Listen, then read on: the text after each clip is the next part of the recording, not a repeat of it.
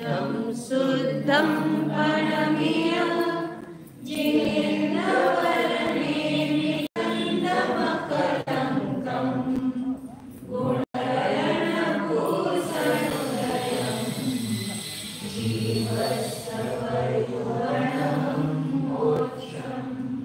सिद्धांत चक्रवर्ती नेमिचंद्र आचार्य की जय। जय परम पूज्य चक्रवर्ती समाज सम्राट आचार्य शांती सागर जी महाराज की जय। जय प्रातः स्मरणे गुरुदेव समंत भद्रमुनि महाराज की जय। जय परम पूज्य आचार्य प्रोक्षण सुंदर सागर जी महाराज की जय। जय परम पूज्य मोदीक्षा गुरु वात्सल्य सिंधु आचार्य श्री सागर जी महाराज की जय।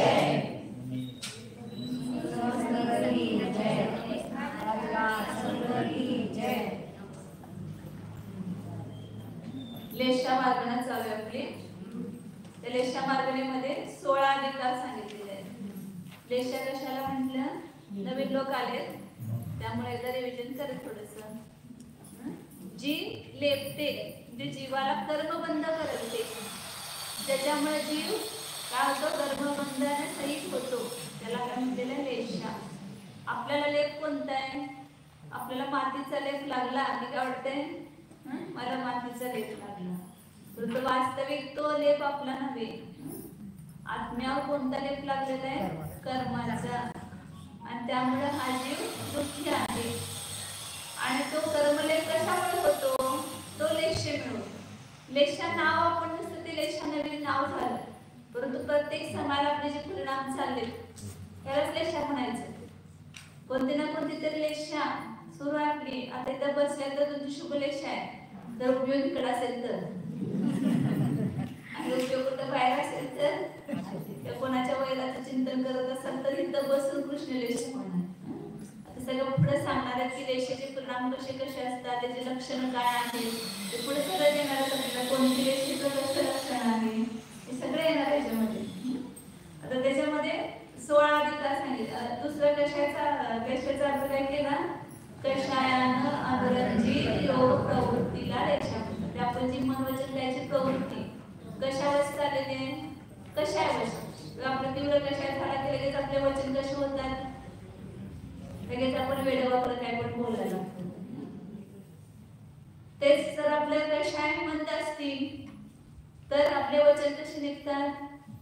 आपल्यासारखं आठवत तुम्ही सकाळपासून कसं कसं बोललो, आपलं वचन प्रवृत्ती कशी झाली, काय प्रवृत्ती कशी झाली, मनाची प्रवृत्ती कशी, मनामध्ये विचार आले आपल्या, तर ही प्रवृत्तीच्या पाठीमाग कोण आहे? कषाय बसले। त्या कशाने रंगलेली ती प्रवृत्ती, आणि त्याला दोन्हीला मिळूनच काय म्हटलेलं आहे? लेशा म्हटलेलं आहे। त्या दोन्हीचे म्हणूनच नाव काय आहे? लेशारूप परिणाम। त्या दोन्हीचं मिश्रण आहे। आणि कशाला कारण आहे? स्थितीबंधाने अनुभव बंधाला कारण आहे। कशामुळे काय होतं? कर्माचा स्थितीबंधाने अनुभव बंध होतो।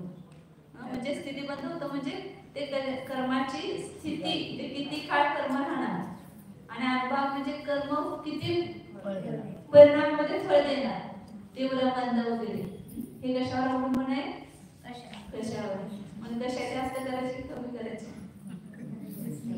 कशाच करायला नको करण्यायोग्य नाही, परंतु जोपर्यंत कशाचा अभाव होत नाही तोपर्यंत काय करायला पाहिजे? आपल्या कशांची मंदता आणि त्याच्यामध्ये कशांचा अभाव करत जायला पाहिजे। नंतर सांगितलं की कशा प्रवृत्ती कशाने स्थितीने अभाव बंधाला कारण आहे, आणि योग प्रकृतीने प्रदेश बंधाला कारण आहे। मग प्रलेशा कशाला म्हटलं? कशाने रंगलेली योग प्रवृत्ती सगळं झालं की मग त्याच्यामध्ये मग चारी बंध कोणामुळे झाले? लेशामुळे झाले। जे लेशा 4 प्रकारच्या बंधाला कारण झाली, म्हणून तर लेशा ही 4 बंधाला कारण असे सांगितले। मग त्या लेशेचं वर्णन विस्ताराने आहे, म्हणून त्याचे वर्णन 16 अधिकारांच्या द्वारे ते करतात। ह्या एक म्हणून म्हटलं ना, हे एक जीवकांमधली मार्गणा म्हणजे एक ग्रंथ आहे, वेगळा वेगळा। आपण वेगळ्या ह्याच्यातून काढलं तर एक वेगळा ग्रंथ होऊ शकतो। त्या लेशेचं वर्णन करत असताना 16 अधिकारांच्या द्वारे केलेले। त्यात पहिला निर्देश अधिकार सांगितला। निर्देश म्हणजे नावाचं कथन करणं, त्याला कोणाचं निर्देश. आता तुम्हाला विचार तुमचं नाव काय, तुम्ही सांगता ना रंजना, शोभा हे नाव आहे. मग हा काय झाला, नावाचा उल्लेख केला, त्याला म्हणायचं निर्देशाधिकार. तसे इथं लेशा, कृष्ण आहे, नील आहे, कापोत आहे, पीठ, पद्म, शुक्ल असं त्याचा काय केला, नावाचा उल्लेख केला, निर्देश केला, ते निर्देशाधिकार झाला. दुसरा अधिकार कोणता सांगतात, वर्ण. वर्णाधिकारामध्ये काय सांगितलं की द्रव्यलेशा सांगितली. लेशा दोन प्रकारचे केले, एक भावलेशा आणि द्रव्यलेशा. आपल्याला पेन आलाय त्याचा उपयोग करूया. लेशा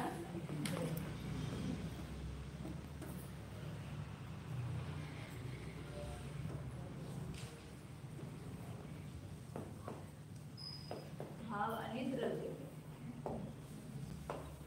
भावलेशा कोणाला म्हणायचं, आता जी आपण व्याख्या बघितली, कशाने रंगलेली योग प्रवृत्ती त्याला लेशा म्हणतात, ती भावलेशा झाली. ते जीवाचे परिणाम झाले. भावलेशा कुणाचे परिणाम आहे, जीवाचा परिणाम. कसला परिणाम, तो कशाने रंगलेला योगाचा परिणाम. आणि द्रव्यलेशा जी आहे ती शरीराचा वर्ण, शरीराचा जो वर्ण आहे, नामकर्माच्या उदयानं कुणाला गोरा, कुणाला काळा रंग कुणी दिला आपल्याला, रंगवलं ना आपल्याला, पण कुणी रंगवले, नामकर्म रूपी चित्रकार आहे. आणि त्याच्यामध्ये एक वर्ण नामकर्माचा उदय आहे, वर्ण नामकर्म आहे. त्या वर्ण नामकर्माला काय केलं, आपल्याला रंगवले, पेंट दिलेले आपल्याला. हे शरीर म्हणजे भिंतच आहे ना, घरच आहे. आणि ह्याला जे रंग मिळाला आहे त्याचं काय आहे, त्याला पेंट केला. जसं आपण घर बांधतो ना, तसे शरीररूपी घर पण बांधलं. इथं आल्यावर आपण जीव आला, आता हा जीव इथनं निघून गेला, तिथं देवाचे शरीर निर्माण झालं ना, तिथं रचना झाली ना त्या शरीराची, ते घरच झालं, ते भाड्याचं घर.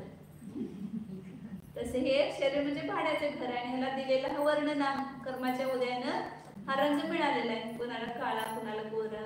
काळाला वाटते मला कसं काय काळा मिळाला, गोरा मिळाला पाहिजे होता, का गोरा मिळाला तुम्हाला, काळ मिळाला. तसे पूर्व काय केलेले, कर्म बांधलेले, त्याचा तीव्र अनुभव बांधलेला आहे. त्यामुळे त्याचा उदय आला की तशा प्रकारचा रंग मिळतो, कुणाला गोरा, कुणाला काळा. तर त्या वर्ण नाम कर्माच्या उदयानं प्राप्त झालेला जो शरीराचा रंग, त्याला काय म्हणायचं, द्रव्यलेशा. ज्याला लिहून घेतात त्याला लिहून घ्यायचं सगळं. नंतर मग ती द्रव्यलेशा कुणाची कोणती असते हे सांगितलं चालीगतीमध्ये. आता सगळ्यांनी बोलायचं नाही, एकेकाने विचारलं त्याला एकेकाने उत्तर द्यायचं. नारकी जीवांची द्रव्यलेशा, आता जे द्रव्यलेशा हो, हा नारकी जीवन, सगळ्या नारकी जीवांचे, साध्य नरकातल्या नारकी जीवांचं शरीर काळच आहे, कृष्णलेशाच आहे. मनुष्यांच्या मध्ये किती लेशा असतात तुम्ही सांगत आहे, 6 लेशा. ते साईवर्ण आहे. कोणाचं काळा, कोणाचं निळा, कोणाचं कापूर वगैरे असे साईवर्ण लेशा आहे. तर यांच्यामध्ये तर ते सामान्य घेतलं तिथं साई लेशा आहे. पुन्हा त्याच्यामध्ये विशेष बघणार आपण. त्या त्यांच्यामध्ये एकेंद्रिय जीव आहे. एकेंद्रांचे भेद किती आहेत, 5. पृथ्वी, पाणी, अग्नी, वायू आणि वनस्पती. त्यामध्ये जे जलकायिक आहे तेज काय, जलकायिकाचं कोणती लेशा आहे, शुक्ल. सगळ्यांना तुम्हीच उत्तर देऊ नका, अजून दुसरे पण आहे सगळ्यांना. शुक्ल लेशा. कोणाचे जलाचे कोणती लेशा आहे, म्हणजे पांढरे पाणी. तेज कायकाची कोणती लेशा आहे, तर कोण नवीन सांगते, तुमचं नाव काय, किशोरी काकांची सुनबहीण जयश्री काय, तुमच्या आईचं नाव जयश्री आहे, काय नाव तुमचं, स्फूर्ती. हा छान आहे, स्फूर्ती. सांगा केलं का अभ्यास, परवा आला होता, थोडंसं बघायचं एक 5 मिनिटं. म्हणजे तुमच्यासारखं बुद्धिमान लोकांना अभ्यास काहीच नाही, काय म्हणायचं एकदम ह्याच्याप्रमाणे. एवढी मोठी पुस्तकं तुम्ही वाचून काढणार डॉक्टर मध्ये आणि इंजिनियर मध्ये, त्याच्या पुढे काय अभ्यास आहे, काहीच नाही. एक 5 मिनिटं फक्त अभ्यास करायचा. अग्निकायकाचा कोणता वर्ण सांगितला, पीतलेशा सांगितली, त्याची द्रव्यलेशा. म्हणजे पिवळा असतो ना अग्नी, पिवळसर कलर असतो. नंतर त्याच्यामध्ये वातवले आपले जे वायुकायी जीव, त्याच्यामध्ये वेगवेगळे 3 प्रकारचे वायुकायी जीव आहेत. घनोदकी वात, घनवात आणि तन्वात. घनोदकी वातवलेचा रंग कोणत्या आहे पाठीमधून तुम्ही सांगाल होतं ना? हिरवा साडीत काय नाव तुमचं? आता नाव पाठवलं मी लेशा पाठकर मी नाव तुम्ही सांगा. गोमूत्र ते सांग. गोमूत्र म्हणजे गाईचं मूत्र असते त्याप्रमाणे असा कलर असतो त्याचा. घनोदकी वातवल्याचा. आणि घन वातवल्याचा पाठीमधून सांगा. मुगाप्रमाणे. मुगाप्रमाणे. तनु वातवल्याचा सांगायचं नाही, झाकायची भय म्हणून सांगायचं. बघून कोण पण सांगेल. आता ते आणि पृथ्वी काय करतं, कोणतं वर्ण आहे? सांगितलं बघा. साहित्य प्रकारचं. वनस्पती काय करचा? काय सांगत होती? वनस्पती काय करचा? साही प्रकार. पृथ्वी काय का नाही, वनस्पती काय कांचे सहाय्य रंगात. आपण म्हणतो ना वनस्पती सगळ्या प्रकार रंगाच्या आहेत. आणि पृथ्वी जे आहे ते रत्न, लाल मणी, नेमाणी हे सगळे 6 प्रकारचे आहे. म्हणून त्यांची सगळे 6 रेषा सांगितले. आता त्या केंद्रामध्ये पादर आणि सूक्ष्म 2 भेद असतात. त्यातल्या पादरांचा हा वर्ण सांगितला. त्यातले सगळे सूक्ष्म, पृथ्वी असो, पाणी असो, अग्नी, वायू, वनस्पती हे सगळे 5 सूक्ष्म जीव, त्यांचं वर्ण कोणतं सांगितलं? सीमाभावी कापूर. त्यांचं वर्ण कोणतं सांगितलं? कापूर सांगितलं. सर्व सूक्ष्म जीवांचं. विग्रह गतीमध्ये सगळ्या जीवांची कुठल्या गतीतला जीव असतो त्यांचा कोणता वर्ण असतो? रंजन गती. आता ते फ्रंटिंग केलं होतं कोणती लेश असते? शुक्ल. कारण का तिथं काय आहे? फक्त कार्मश आणि कार्मशाचं वर्ण शुक्ल आहे. आणि वृत्ती पर्याप्त अवस्था ज्याला विग्रह गतीतून तिथे शरीर धारण केलं त्याला कोणते लेशासाठी कोण सांगता? हात वर करा. तुम्ही सांगा. दीदी तुमचं नाव काय? श्वेता. स्फूर्ती आणि श्वेतालाच पकडणार.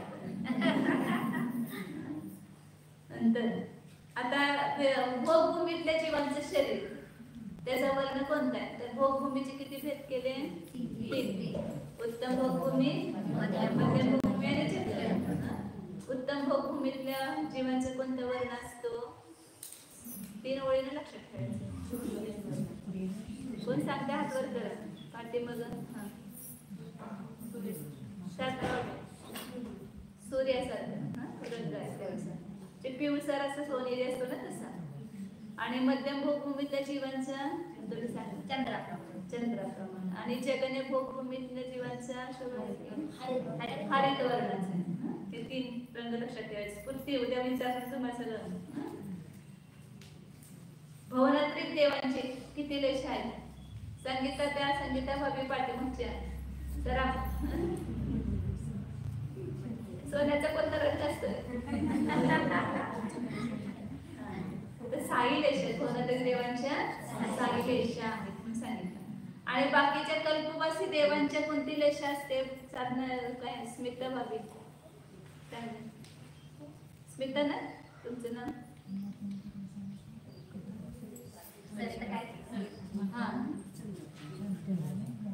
कल्पवासी देवांची कोणती लेशा असते? तुम्ही सांगा. शोभा पुढच्या शोभा करते. अभ्यास करायचा जरा रात्री. शुक्लवे कल्पवती. कोणते म्हणजे भावानुसार त्यांची जशी भावलेशा तशी त्यांची द्रव्यलेशा असतात. जे पीत लेश असेल तर द्रव्यलेशा पण पीत. जे जसे आतले भाव तसे बाहेरचं. तिथं आपलं कसं असते, आतला भाव वेगळा असतं आणि बाहेरचं वर्ण वेगळं असतं. तसं नाही तसं. आता अशा प्रकारे हे द्रव्यलेशाचं वर्णन झालं. आणि अवतारी मिश्र वैक्रिक निवृत्ती पर्याप्त जीवांचं पण विचारलं होतं ना. मिश्र कापोद्देश असते. कापोद्देश असते कुठल्या पण निवृत्ती पर्याप्त, वैक्रिक असो अवतारिक असो कुठल्या पण मिश्र अवस्थेमध्ये त्यांची लेश असते कापोद्देशाचं कारण पण सांगितलं होतं. कारण त्यावेळेस सगळ्या प्रकारचे शरीराचे परमाणु ग्रहण करतो तर त्याला ती सगळी मिश्राशी एक रंग असणार म्हणून ते कापोद्देश असते. उत्तर शरीराचे हा उत्तर विक्रियेच्या अपेक्षेनं साहिलेशा देवांचे सांगितले. जेथे विक्रियेच्या द्वारे जे नवीन शरीर बनवतात त्या शरीराचा कोणता पण वर्ण असू शकतो. हे वर्णाधिकार झाला होता आपला. आता पुढे परिणाम अधिकार सांगतात. म्हणजे हे जे भावलेश आहेत ना, भावलेशाचे पण सांगतील आणि द्रव्यलेशाचे पण हे सांगतील भेद किती आहे ते. द्रव्यलेशाची भेद सांगितली की आपल्याला संख्यात, असंख्यात आणि अनंत. संख्यात कोणत्या पेक्षा सांगितले? इंद्रियाच्या द्वारे व्यक्त होणारे रंग किती आहे? संख्यात. आणि असंख्यात जे न व्यक्त होणारे सुद्धाचे स्कंद आहेत, तर त्या स्कंदाच्या अपेक्षेनं असंख्यात आहे. आणि परमाणूच्या अपेक्षेनं अनंत आहे.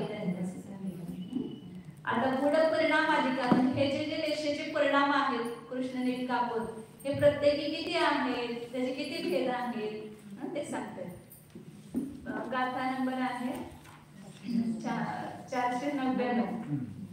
498 पर्यंत झालं होतं. लोकानम संख्येच्या उदयठाण कसाय गावंती.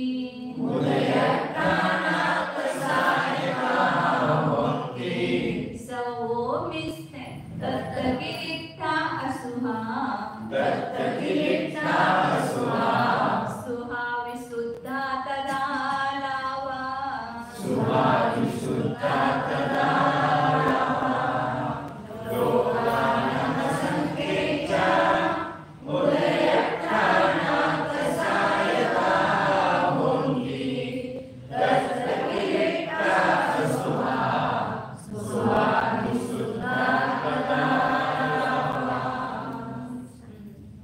लोकाणम असंख्येच्या उदयठाणा कसायगा होती. कषायगत उदय स्थान, म्हणजे कषायचे उदय किती प्रकारचे आहेत? असंख्यात लोक प्रमाण. सगळ्यात तीव्र कषाय, त्याच्यापेक्षा थोडा कमी कषाय, त्याच्यापेक्षा कमी कषाय, त्याच्यापेक्षा कमी कषाय, अशा प्रकारे कमी कमी कमी करत जाऊ कषाय. तर किती प्रकार होतील त्याचे? तर असंख्यात लोक प्रमाण उदय स्थान आहेत कषायगत. आपणच बघतो ना, आपण सकाळपासून रूप पाठवा सगळे किती प्रकारचे कषाय झाले. कधी एकदम तीव्र झाला, कोणतं काय तर बोललं पाकळलं की लगेच काय होते, आमचं पारा चढतं कषाय बोलतंय. परत थोडा वेळ झाला की आणि जरा खाली चढतो पारा. म्हणजे सारखं बदलत असताना रूप आपली. एकच स्त्री बघा, ती कशी कशी कोणाबरोबर कशी कशी वागते. आपल्या मुलावर कशी वागते, दुसऱ्यांच्या मुलावर कशी वागते, सवतीवर कशी वागते, सवतीच्या मुलावर किंवा जावेच्या मुलावर. वेगवेगळे रूप आपल्याला दिसतात ना कषायांची. म्हणजे आपल्या एकाच जीवाचे वेगवेगळ्या समयामध्ये कसे वेगवेगळे परिणाम होतात. असे तर जीव किती आहेत? नाना जीव. त्या प्रत्येकांचे सुद्धा कशाचे प्रकार भिन्न भिन्न आहेत. म्हणजे आपण कधी एका व्यक्ती संबंधी असं व्यक्ती विचार करतो की सज्जन व्यक्ती ती आपल्याबरोबर सज्जन असते, परंतु दुसऱ्याने कोणाबरोबर कशी असते? ते दुर्जनासारखी वागते. म्हणजे तिचा त्याचा कशा वेगळा असतो. म्हणून ते सांगतात की कशाचे उदय अनेक प्रकारचे, म्हणजे असंख्यात लोक. असंख्यात लोक प्रमाणचा अर्थ काय? श्वेताना श्वेताना तुम्ही तर असंख्यात लोक प्रमाण म्हणजे काय? एक लोक आणि तसे असंख्यात लोक. हा बरोबर. एक लोकाचे प्रदेश, एका लोकाकाशाचे प्रदेश किती आहेत? असंख्यात. असे किती लोक घ्यायचे आणि ते सगळे असंख्यात लोक घ्या आणि त्या सगळ्यांचे प्रदेश जोडा, प्लस करत जायचं. एका लोकाचे प्रदेश, मग दुसऱ्या लोकाचे प्रदेश. अशा आहेत का असंख्यात लोक आपल्या जगात? किती लोक आहेत? लोक एकच आहे, फक्त आपण असंख्यात लोक बुद्धीने करायचे. आणि त्या असंख्यात लोकांचे प्रदेश मिळवल्यानंतर जेवढी संख्या होईल तेवढी संख्या, म्हणजे त्या प्रदेशांची संख्या. एकच लोकांची प्रदेशांची संख्या किती? असंख्यात संख्या. एका लोकाकाशाचे प्रदेश आणि अशा असंख्यात लोकाकाशाचे प्रदेश तेवढे काय आहे? कशांचे स्थान. मग हे सगळं जाणून काय उपयोग आपल्याला जीवनामध्ये? की कुणाचा पण कोणता पण कशा बघितला की लगेच आपलं कशा करते, असला कसला कशा करते, असलं करायला अहो हे कशाचं कुठलं तरी उदयस्थान आहे तिला, आणि आता हे कशाय झाला तर हा तिचं काय होणार आहे का, दुसरा बदलणार आहे. मग दुसऱ्यांची कशा आपल्याला वाईट दिसतात, पण स्वतःचा कशा मात्र कसा दिसतो, मी करतो तो कशा बरोबर आहे, दुसरे कशा करतात ते चुकीचं आहे. पण ते सही कशाची रूप आहे लक्षात घ्यायचं आणि लगेच ते चिंतन करायचं की मी पण असा कशा केलाय, म्हणून आज तो व्यक्ती माझ्यावर कशा करतोय, हे तिचं बदल झालेला आहे. ते उदयस्थान मला पूर्वी होते, आज त्याला दुसऱ्याला आहे ते उदयस्थान. म्हणून हे कशायचं वास्तविक रूप आहे, हा कशाय जीवाचं स्वरूप नाही, हा कशा करण्यायोग्य नाही. तथ्य केलेता असुहा. आता त्या कशामध्ये पण दोन प्रकार, एक संक्लेश आणि विशुद्ध. विशुद्ध स्थान पण कशांचेच ते उदयस्थान आहे.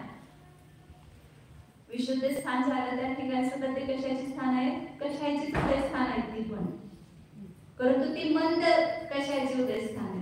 आणि तीव्र सामान्यपणे आता त्याचे पण अनेक व्याख्या आहेत संक्लेश आणि विशुद्धीच्या, परंतु ते सामान्य रूपाने आपण घेऊया की तीव्र संक्लेश रूप परिणाम, तीव्र कशावर परिणाम आहे ते संक्लेश रूप आहे, आणि मंद कशा रूप आहे ते विशुद्ध रूप आहे. तर त्याचे काय करायचे, दोन भेट करायचे.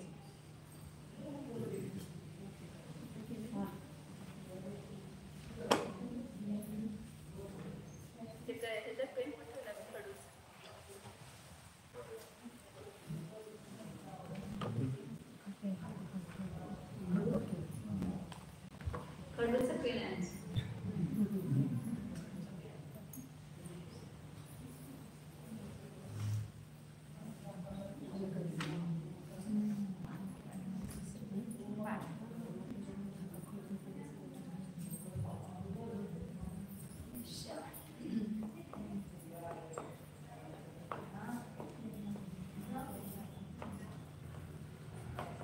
संक्लेश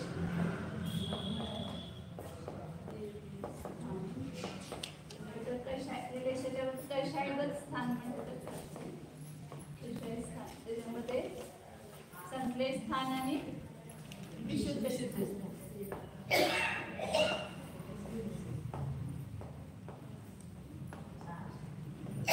तरी संक्लेश स्थान जे आहे ते कशी आहेत की लिठा असुहा, अशुभ रेषेचे स्थान आहे,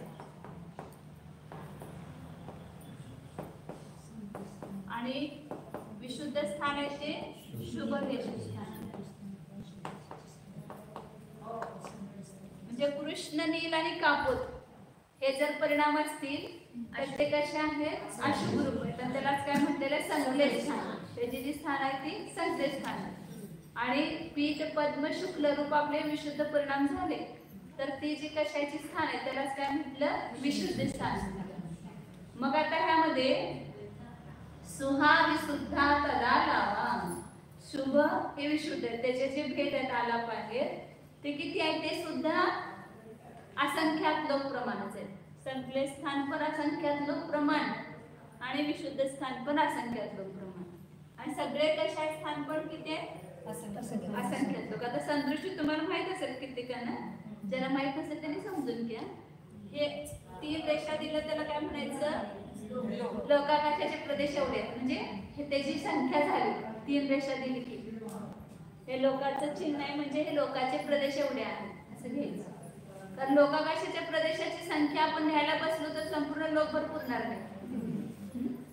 सगळी लिहायची झाली संख्या एवढी मोठी, तर एवढी मोठी संख्या आहे. मग त्याला सगळ्याला सिम्बॉल दिलं, म्हणजे चिन्ह दिलं ते हे, आणि त्याला असंख्यात लोक करायचे म्हणजे गुणायचं असंख्यातानं, मग त्याला चिन्ह असंख्यात असं ठेवलेलं आहे. एक काढतो ना इंग्लिश तसं असंख्याताचं चिन्ह आहे. तर ह्याला म्हणायचं असंख्यात लोक. एवढे कशाय उदयस्थान आहेत. आता हे कशाय उदयस्थान 2 मध्ये वाटलेले आहे, संक्लेश स्थान आणि विशुद्ध स्थान. मग कुठले जास्त असते सांगा बरं, विशुद्ध स्थान जास्त असणार की संक्लेश स्थान? दिवसभरामध्ये संक्लेश स्थान जास्त होतात आपल्याला, काय विशुद्ध परिणाम जास्त होतात? संक्लेश. 24 तासातून मंदिरात आलो 15 मिनिटं, एवढी झाली विशुद्धी. आणि त्या 15 मिनिटामध्ये पण 1 सेकंद 2 सेकंद किती सेकंद होते माहित नाही विशुद्ध स्थान. तर तेवढ्या 15 मिनिटात सुद्धा लक्ष थोडं बाहेर, कोण आली ती, कशी आली, कशी साडी नेसून आली, काय घालून आली, कुठून आली, कुठं गेली होती, 2 दिवस दिसलीच नाही. सगळे किती महत्वाचे परिणाम असतात. तरी सगळे परिणाम काय, सगळे शुभ आहेत ना ते. म्हणून ते संकलेश स्थान म्हणजे विशुद्ध स्थान व्हायचं काळ खूप कमी विशुद्ध परिणाम आहे. आणि संकलेश स्थान भरपूर आहे. आम्हाला सांगत होतं तर कधी संपलेलं जीव काढणं उशीर होते अशी विकल्प आले. संकलेश केलं का विशुद्ध केलं हे करणं योग्य आहे. पण ते करायला पाहिजे. हे काय किती वेळ शिकलो आपण, आणि शिकून सुद्धा काय करायचं तेच करायचं आहे.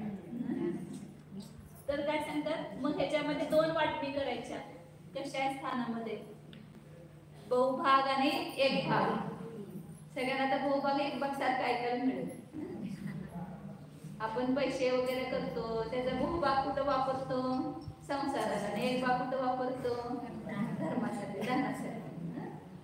तसे तर कशाचे उदयस्थान एकूण जेवढे आहेत त्याच्यातलं बहुभाग म्हणजे असंख्यात बहुभाग म्हणजे नुसतं बहुभाग नव्हे, असंख्यात बहुभाग स्थान संकलेशाचे आहेत आणि विशुद्ध स्थान एक भाग आहे. हे जर उदाहरण सांगितलं व्हावे तुम्हाला कशावर लक्षात येईल. आपण ज्याला रेषेचे परिणाम मांडतो, जे शिला, पृथ्वी, धुली आणि जल, अशी 4 स्थान आहेत. तुम्हाला हे समजलं का अजून येणार आहे पुढं, पुन्हा समजलं तरी समजून घ्या. फक्त सांगायचं मला ते जास्त कशाचे लक्षात येते. तर त्यातले बहुभाग स्थान शिलाचे तुम्ही सांगितले. एकूण सगळ्या स्थानामध्ये कशाच्या स्थानामध्ये शिला स्थान बहुभाग आपण केलं 5536 मांडलं तर त्यातले 49,152 काहीतरी येतात. ते कशाचे स्थान आहेत, शिलाचे. आता राहिलेला एक भाग 16,384 त्यातला बहुभाग 12,000 वर किती येतात ते 288 काहीतरी येतात. ती पृथ्वी रूप आहेत.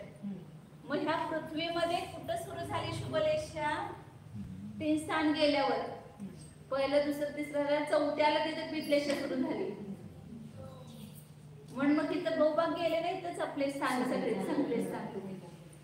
म्हणून संकले स्थान जास्त आहेत, बहुभाग आहेत. हे ज्यावरून आपल्याला प्रतीती येते. राहिलेला आता बघा ते 12,288 मध्ये सुद्धा बहुभाग इथे गेले. एक भाग राहिला म्हणजे किती 4,000 पण राहणार नाही 5,000 पैकी विशुद्ध स्थान. मग तसे आपण असंख्यातामध्ये भेद केला तर हितपर्यंतचे स्थान हे असंख्यात बहुभाग ही शिलाचीच आहे. आणि एक भाग राहिला त्यातली पृथ्वीची पुन्हा बहुभागापैकी बहुभाग स्थान पहिलं, दुसरं, तिसरं बहुभाग आहेत. म्हणजे ते सगळे संकलेश स्थान आहेत. आणि पुढच्या मध्ये सुद्धा काही संकलेशन काही विशुद्ध येणार, कारण शुभलेशा पण आहे ना अशुभलेशा पण आहे. तर त्यातली फक्त शुभलेशाची जी स्थानं असतील ती विशुद्ध स्थान आहे. आणि त्याच ठिकाणी संकलेश आपले जे अशुभलेशा झाली तर ते संकलेश स्थानामध्येच येणार. म्हणून आता पुढे येणार आहे सगळं तुम्हाला, त्यामुळे आपण बघू. तर अशुभलेशाची स्थानाची वाटणी करायची त्याच्यामध्ये असंख्यात लोक, त्यातला असंख्यात बहुभाग स्थान काय आहे, संकलेश. सगळ्यांना संकलेश आणि विशुद्धी कळते ना, जे बोलत नाहीत मध्ये त्यांना. देवशास्त्र गुरुची भक्ती केली, पूजा केली, व्रतांचं पालन केलं, मुलींना आहारदान दिला, कोणतं स्थान असणार त्याला ते परिणाम आपले त्या रूपच आहेत. तर कोणतं असणार, विशुद्ध. आणि मग घरात बसून गप्पा मारल्या, टीव्ही बघितला आणि काय काय केलं तर त्यासाठी कुठली स्थान असणार, संकलेश स्थान असणार. आणि संकलेश परिणाम कशाला कारण आहे, पापबंधाला कारण आहे. विशुद्ध स्थान कशाला कारण आहे, पुण्यबंधाला कारण आहे. म्हणून कुठलं आपण कमाई कशाची चालू आहे आपली, सतत परिणामांच्या द्वारे आपण कमाई करतो. वास्तविक बाहेरचा पैशाचा लेन देन व्यवहार ही कमाई आपली नव्हे खरी. कोणती कमाई आपली आहे, जे आपण परिणाम करतो त्याच्याद्वारे आपण जे कर्माचा बंध करतो ही कमाई ज्या ह्या संसारातली चालू आहे. म्हणजे जास्त कमाई कशाची होते, पापाची काय पुण्याची. पापाची. कारण संकटस्थान जास्त होतात तर पाप जास्त बांधतो आणि पुण्य फार थोडं बांधतो. साताचं आणि असाताच्या द्रव्याचं ज्याला बंटवाळ करतात त्याला असाताचं द्रव्य किती आहे बहुभागांत त्याच्या बंधाचा काळ जास्त आणि साताच्या बंधाचा काळ कमी. त्याच्यावरच लक्षात येते की विशुद्ध परिणाम कमी होतात आणि संकट परिणाम जास्त होतात. तर ह्याचा बंटवारा केला कसं केलं तर ह्याला असंख्याताचा भाग द्यायचा. ह्याला पण पुन्हा असंख्याताचा भाग द्यायचा आणि बहुभाग ह्याच्यामध्ये द्यायचा. बहुभाग म्हणजे 9 ही संख्या असंख्याताची मांडली 9 ही संदृष्टी मांडली त्याला 9 भाग दिला म्हणजे असंख्यातालाच भाग दिला. असंख्यात लोकच आहे 9 म्हणजे एक शब्द घ्यायचं होतं चिन्ह आहे संख्याचं चिन्ह आहे. आता हे जास्त आणि ते कमी कसं दाखवणार जसं अंगसंदृष्टी समजून घ्या आणि ते लक्षात घ्या. जसं हे एकूण कशाचे परिणाम आहेत 1000 आहे समजा सोपं घेऊया म्हणजे लवकर लक्षात 1000 आहे आणि त्यातले बहुभाग स्थान काही संख्या स्थान व 4 संख्या आपण मांडली असंख्याताची 4 मांडली त्याला 4 ने भाग दिला किती आला बरोबर आहे की हिशोब बघा. हिशोब सगळ्यांना येतोय. तुम्हाला पैसे दिले 1000 रुपये आणि सांगितलं तुला काय पाहिजे ते खर्च कर.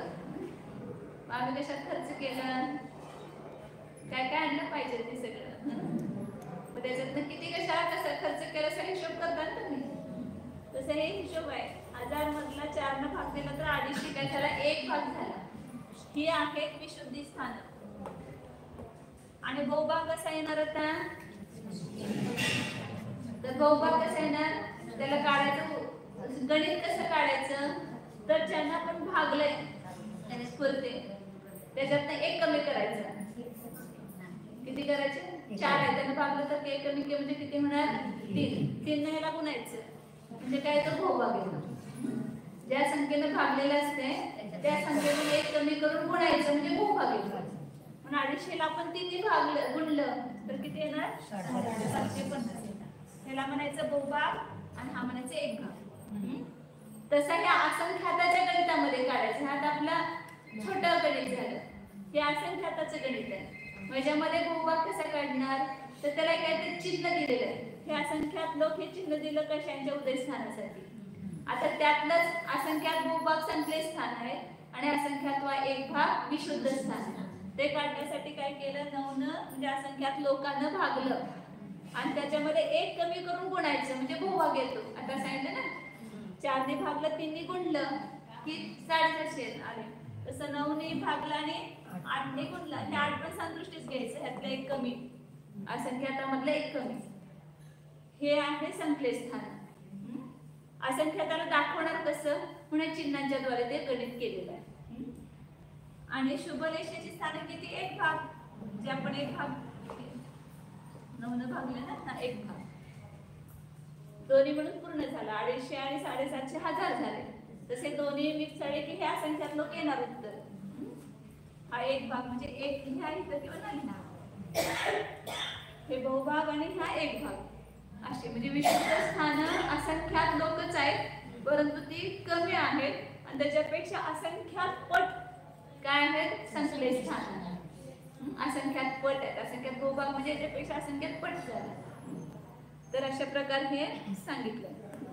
संख्येत स्थान आणि म्हणजे अशुभलेषेची स्थान आणि विशुद्ध स्थान म्हणजे शुभलेषेची स्थान. ते शुभलेषेची स्थान कमी आहेत. स्थान म्हणजे एक प्रकारचा कशा आहे त्याला म्हणायचं स्थान. आता त्याच्यामध्ये सांगतात पुन्हा तिव्वतमा तिव्वतरा तिव्वतमा तिव्वतरा तिव्वा असुहा सुहातहा मंदा तिव्वा असुहा सुहातहा मंदा मंदतरा मंदतमा मंदतरा मंदतमा छठान गया उपत्तेयम छठान गया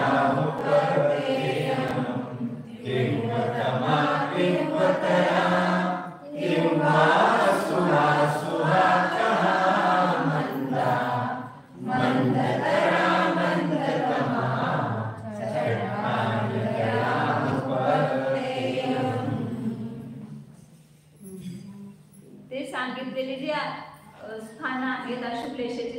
स्थान की तेथे असंख्यात लोकांना भागलेले बहुभाग आहेत. सगळ्यांना दिसते का? फळा दिसत नाही? दिसते का? उंच ठेवायला पाहिजे का? ते मी खाली बसले ना त्याच्या वर बसायला पाहिजे. नीचे चौकी ठेवलं दिसेल. अशुभलेशेची संकलेश स्थान जी आहेत ती कृष्ण, नील आणि कापूर हे 3 प्रकारचे आहेत ना. त्याच्यामध्ये पण जी कृष्णलेशेची संकलेश स्थान आहे त्याला काय म्हणायचं? तीव्रतम. त्या संकलेश स्थानामध्ये पण 3 प्रकार करायचे: तीव्रतर, तीव्रतम, तीव्रतर आणि तीव्र. अशुभाचे 3 प्रकार. अशुभलेशेची तीव्रतम म्हणजे सगळ्यात जास्त.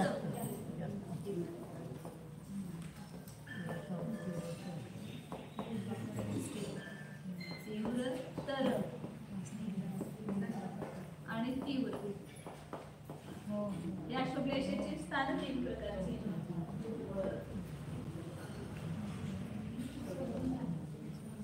तर तीव्रतमच कशाला म्हणायचं? जे कृष्णलेशेची स्थान आहेत. कृष्णलेशा, नीललेशा आणि कापूरलेशा. सगळ्यात कडक कोणती लेशा आहे? कृष्णलेशा. जास्त संकलेश. त्याच्यापेक्षा नीललेशा थोडी आहे तसे अशुभच, परंतु त्या अशुभामध्ये सुद्धा थोडं तीव्रता कमी. भांडण चालतं त्याला बघा. एक जण कसं कडक बोलत असतंय, त्याच्यापेक्षा दुसरं जण जरा कमी, त्याच्यापेक्षा तिसरं कमी. आता पुढे तुम्हाला दिसतंय हे देणार आहे उदाहरण वगैरे पुढे. म्हणजे एकच कुठलंही कार्य असताना सुद्धा प्रत्येकांचे त्यावेळेला जे परिणाम होतात ते समान होत नाहीत. कोणाचे आता एकदाच कोणतरी सगळ्यांना बोललं समजा, आपल्या सगळ्यांना समान कशा होतील का? कोणाला एकदमच राग गेले ना खाऊ का जुळ असं होईल. आणि कोणाला थोडस तेव्हा नुसतं बोलण्यावर घालवेल. कोण काय नाही म्हणत, काय तरी बोलबटले बोलू दे असं म्हणत. ते प्रत्येकांची कशा आहे परिणाम संकलेश झाले सगळ्यांना, परंतु त्या संकलेशामध्ये पण समानता नाही, वेगवेगळे पण असते. म्हणून तिथे सांगितले ते संकलेश स्थानाचे अशुभलेशेचे 3 प्रकार केले: तीव्रतम, तीव्रतर आणि तीव्र. मी तर वळीनं करायचं. तीव्रतम कोणते परिणाम आहे? आणि तीव्रतर आणि तीव्र ते कापूरलेशेचे परिणाम त्याला तीव्र म्हणतात. कृष्णलेशेची स्थान सगळ्यात जास्त संकलेश स्थानामध्ये. बहुभाग सगळे शिलाचे जे आहेत ते सगळे कृष्ण स्थान आहेत. पुढे सांगणार ना आता शिला फेर वगैरे त्याचे कशांचे, तर ते सगळे कृष्णलेशेची स्थानं आहेत. म्हणून आपल्याला किती घाबरायला पाहिजे परिणामाला. की असे परिणाम झाले की लगेच वाटतं हा हे तर अशुभलेश परिणाम आपल्याला व्हायला लागलेले आहेत. त्यामुळे आपल्याला काय होतंय? प्रॉफिट कुठलं मिळतंय? पापाचं. ते प्रॉफिटने आपलं ते काय आहे उलट भविष्य काळामध्ये दुःखाला आम्ही आमंत्रण दिलं. वर्तमान काळात दुःख सहन होते का आपल्याला? काय कसलं कर्म बांधले कुणाच ठाऊक, मला एवढा त्रास होतोय. वर्तमानात झालेलं दुःख सहन होत नाही. मग आता जे केलेले परिणाम आहेत त्याचं आपल्याला पुढं फळ मिळणार, त्याला किती दुःख होणार. आणि दुःख होताना लक्षात घ्यायचं की आपण कसल्या परिणामाने बांधलं असेल, हे कसले परिणाम केले असतील. मग सांगतात काय? कृष्णलेशेचे परिणाम तीव्रतर आहे. तीव्रतम तम तम तम म्हणजे सगळ्यात काय म्हणायचं त्याला? सुपरलेटिव्ह डिग्री आणि सगळ्यात शेवटची गुड बेटर बेस्ट बेस्ट ते तीव्रतम. आणि बेटर म्हटले की तीव्रतर आणि गुड म्हटले की तीव्र. ते त्याचे 3ची लेवल लक्षात घ्यायची. सगळ्यात जास्त कडक ते तीव्रतम. तम शब्द हा सगळ्यात उत्कृष्टसाठी येतो. आणि 2 मध्ये सुद्धा असेल तर ते तर शब्द येतो तीव्र. तसंच शुभलेशेची पण स्थान 3 प्रकारचे आहेत: मंद, मंदतर आणि मंदतर. मंद हे शुभलेशेची स्थानं घ्यायची. हे पुढे सुरुवात करायची मंदपासून. मंद, मंदतर आणि मंदतर.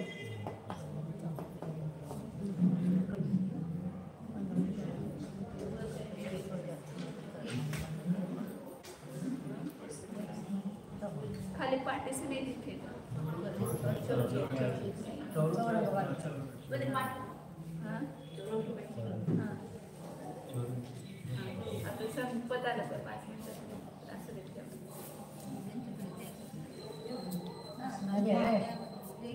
देते. शुभलेशेची जी स्थान आहे त्याचे नाव काय दिली? मंद. ते तर पहिल्यांदा मंद घेतले कारण पित्तलेशेचे स्थान पहिलं येणार. कमी विशुद्धी येणार त्याच्यामध्ये.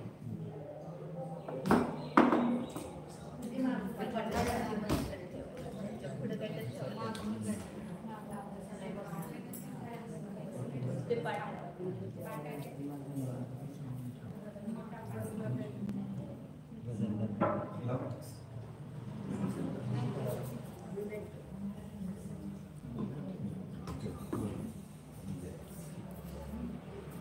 तर इथं मंद पहिला येणार, मंदतर आणि मंदतम. म्हणजे मंद रूप परिणाम आहे त्याला कोणतं नाव येणार? पीतलेशा म्हणजे तेजोलेशा. पीत वर लिहिते ते खाली. आणि मंदतर आहे ते पद्मलेशाचे परिणाम. आणि मंदतम आहे ते शुक्ललेशा. हे तिन्ही शुभलेशा आहेत. परंतु त्या शुभलेशेमध्ये पण अंतर आहे. आता एकच भगवंतांची भक्ती कराल समजा विधान चालू केलं, सगळ्यांची विशुद्धी सारखी होते का? कोणा त्याच्यामध्ये जास्त रस येतो, जास्त उपयोग लावला की त्याची शुक्ल रेषेपर्यंत जाऊन पोहोचतो. कोणाला पद्मरेषा होईल, थोडी कमी विशुद्धी होईल. आणि कोणाला त्याच्यापेक्षा कमी विशुद्धी होईल तर त्याचे कसे रेषा असणार? पीठ. सगळ्या जीवांचे परिणाम सारखे नसतात. किंवा आपलेच आता थोडीशी विशुद्धी झाली, त्याच्यानंतर आणखी जास्त विशुद्धी झाली, त्यात आणखी विशुद्धी वाढली, तर मंदपेक्षा मंदतर होतात. मग मंदतम कषाय. हे कषायाच्या अपेक्षेनं मंदतर मंदतम असा भेद आहे. हे तीव्रतर कषाय, तीव्रतर आणि तीव्र. परंतु त्याच्या लेशाच्या अपेक्षेनं बघितलं तर ते हा वाढता क्रम, विशुद्धता वाढती गेली आणि त्या संश्लेषता कमी होत गेली. इथं विशुद्धता वाढत गेली. हा, संश्लेष परिणाम पहिला जास्त आणि त्याच्यापेक्षा कमी कृष्णरेखा कापून. आता ह्याच्यामध्ये पण हे प्रत्येक जर घेतले तर ते सुद्धा किती आहे? असंख्यात लोक प्रमाण. एकूण संश्लेष स्थाने ते असंख्यात लोक प्रमाण. एकूण कषाय स्थान हे असंख्यात लोक. त्याचे पण आपण 2 भेद केले, संश्लेष आणि विशुद्ध. तर हे पण किती आहेत? असंख्यात लोक. परंतु त्याच्यामधले बहुभाग, असंख्यात बहुभाग हे संश्लेष स्थान आणि एक भाग विशुद्ध स्थान. आता ह्या संश्लेषामध्ये पण 3 भेद केले, पण तीव्रतम, तीव्रतर आणि तीव्र. तर ह्याच्यामध्ये पण आता विभाग करायचा. हे एक संश्लेष परिणामाचे जे आहेत त्याच्यामध्ये 3 मध्ये वाटणी करायची. कशामध्ये? तीव्रतम, तीव्रतर आणि तीव्र. मग त्याच्यामध्ये कशी वाटणी? हे तीव्रतम सगळ्यात जास्त असंख्यात बहुभाग आणि त्याच्यापेक्षा तीव्रतर राहिलेला जो एक भाग असतो त्याचा बहुभाग आणि जो शेवटी राहिलेला एक भाग तो तीव्र. आता तुम्ही करू शकता, हुशार आहे तुम्ही. हिशोब सोपा आहे. काय करायचं? ह्या अशुभलेशा स्थानाला असंख्याताने भागायचं, जे 9ने भागायचं आणि त्याला कितीने गुणायचं? 8ने गुणायचं, म्हणजे बहुभाग आला. एवढं सोपं आहे. खाली 9 ठेवायचं अजून एक आणि 8 दिले की काय आले? तीव्रतम. आता एक भाग राहिला त्याला पुन्हा 9ने भागायचं, पुन्हा 8ने गुणायचं, काय येणार?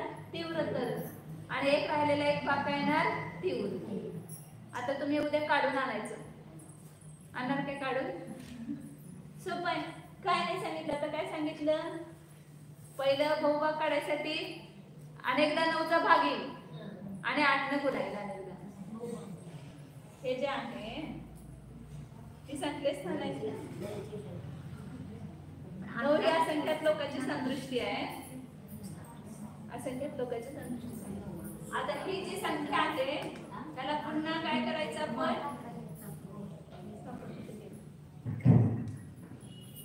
इथं पुसते जरा.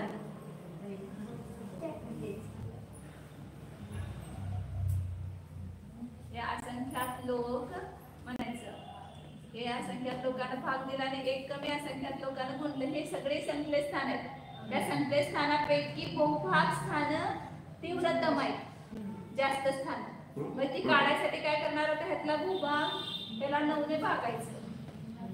हे काय झालं, एक भाग राहिले, ते बाजूला ठेवूया आपण. फक्त 9 ने भागलं तर काय झालं, एक भाग झाला. आणि जर भूभाग काढायचा असेल तर कसं करणार, 8 ने गुणायचं बस. म्हणजे ह्याच्यापेक्षा आणि 9 आणि इथं भाग आणि 8चा गुणा आला. पुन्हा एक भाग राहिला, हा पुन्हा याला 9 ने भागायचं आणि 8 ने गुणायचं. म्हणजे काय येणार, तो जो एक भाग होता त्याचा भूभाग येणार. आणि राहिलेला तर एक भाग असंख्यात लोक 8 8 आणि 9चा 3 वेळा भाग. बस हाच एक भाग आहे. 8 नाही येणार, इथे 1 येणार. तिथं 8 दिलं नाही, ते 1. ही एका एवढ्या परिणामांची 3 मध्ये वाटणी झाली. हे 3 ला जोडले की एवढे येणार. मग ती संख्या कोणती? असंख्यात लोकच म्हणायचं. हे असंख्यात लोकच आहे, हे पण असंख्यात लोक, हे पण असंख्यात लोक, हे पण असंख्यात लोक, हे पण असंख्यात लोक. परंतु त्या असंख्यात लोकांमध्ये अंतर झालं. हे सगळ्यात जास्त असंख्यात लोक झाले, त्याच्यापेक्षा हे कमी झाले. त्याच्यापेक्षा एकेकामध्ये आपण वाटणी केली तर ते कमी कमी झाले ना परिणाम. सामान्यपणे संख्या काय म्हणणार, असंख्यात लोकच. परंतु त्या असंख्यात लोकांमध्ये हा त्यातला भूभाग आला. पुन्हा जो एक भाग राहिला त्याचा पुन्हा भूभाग काढायचा. जसं आता आपल्याला 750 आले होते ना इथं, 750 आले होते. त्याला पुन्हा आता आपण 4 ने तर आपण 5 घेऊ. भाग जाण्यासाठी 5 घेऊ. 5 न भागलं समजा आपण, तर किती आले इथं,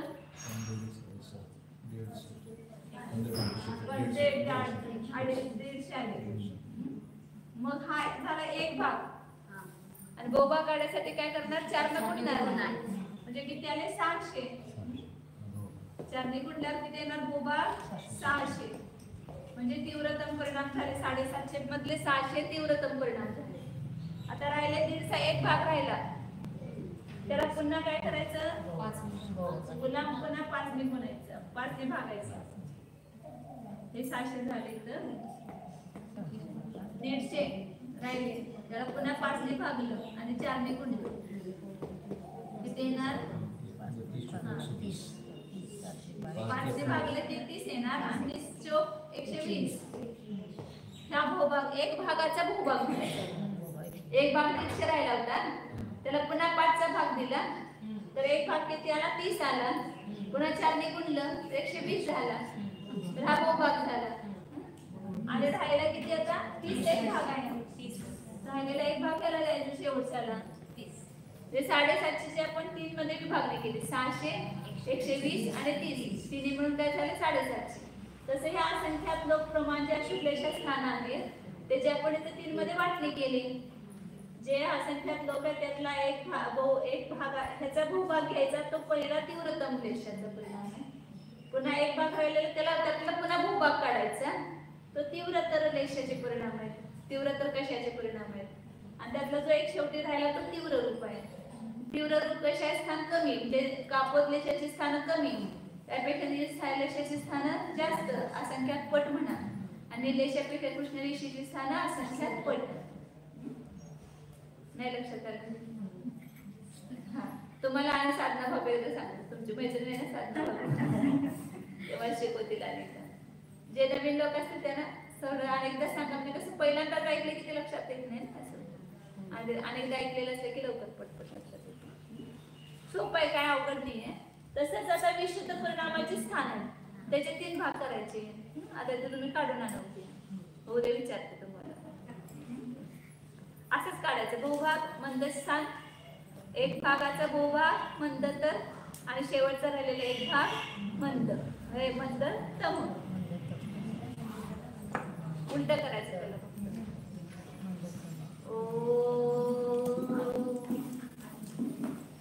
जाणे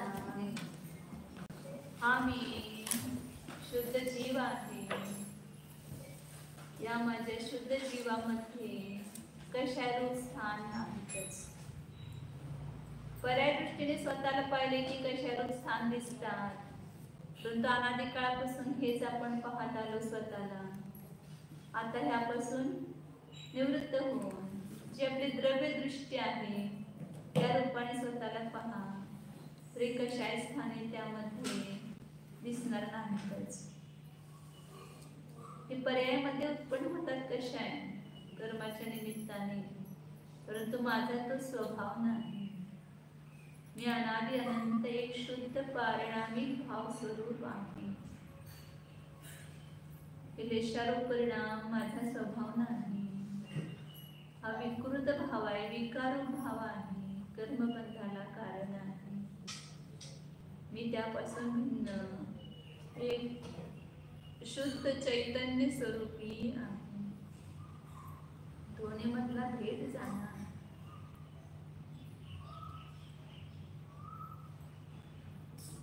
लेशा आणि जीव यामध्ये भेद आहे, अभेद नाही. जीव लेशारहित अलेशा स्वरूप आहे. शुद्ध चैतन्य स्वरूप अलेशा स्वरूप